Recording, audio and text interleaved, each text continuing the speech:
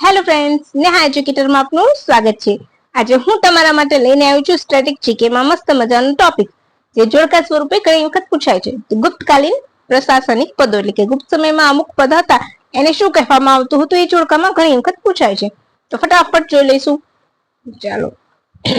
મુખ્ય સેનાપતિ મહાબલાધિકૃત, વિદેશ મંત્રી મહાસંધિ વિગ્રહક, મહેલ અને દ્વારનો રક્ષકને મહાપ્રતિહાર, ઘોડેસવારનો વડો મહા અશ્વપતિ, હાથીની સેનાનો વડો મહાપિલુપતિ, દસ્તાવેજ સાચવનારને પુસ્તપાલ અને જિલ્લા સાચવનારને વિષયક.